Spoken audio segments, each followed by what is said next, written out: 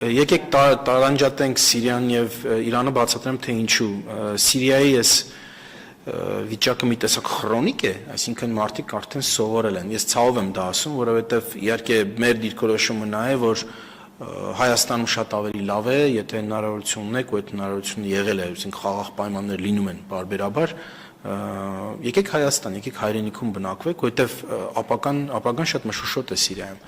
Եվ նույնիսկ հիմա էլ այս բախումները, որ Հալեպում կան, բավական լուրջ բախումներ են կառավարական ուժերի եւ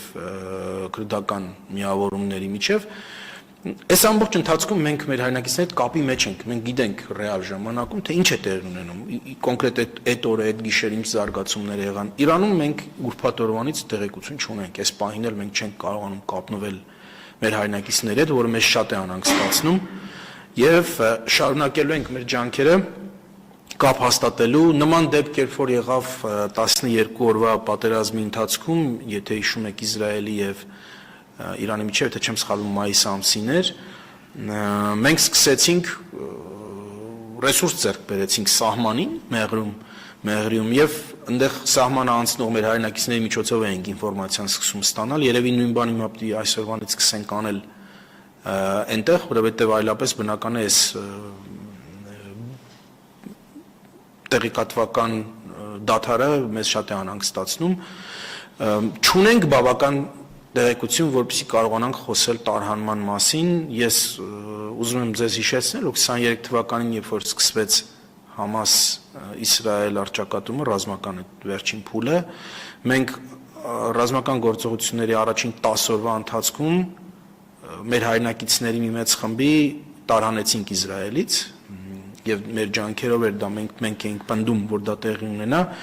հենց որ տեսնենք, որ համապատասխան տեղեկություն ունենք Իրանի մեր հայրենակիցների հետ կապված, որը մեզ հնարավորություն է տալիս այս պնդումն անել կառավարությունում, իհարկե դա կանենք, բայց այս պահին մենք իրոք շատ անհանգստացած ենք, որտեղ ուրբաթ օրվանից, իսկ ուրբաթ օրը իրականում այս բախումների փուլի ամենասուր մասի սկիզբն էր։ Այո, իհարկե ցույցեր արդեն 12 օր են տերում, 13 օր, բայց ուրբաթ օրվանից սրվել է ամեն ինչ եւ կուզեի պատասխանել, ինձ էլ է շատ անհանգստացնում դա։ Դե ասացի ձեզ, տեսեք,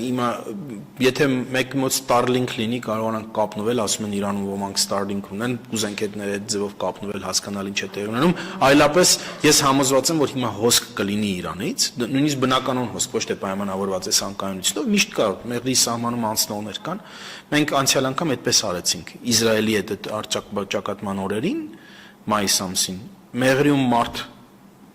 գտանք, որը պատրաստ էր մեզ տեղեկացնել, էլի մեր պետական մարմիններից, որը կարող էր մեզ տեղեկացնել, թե ով է ներս գալիս եւ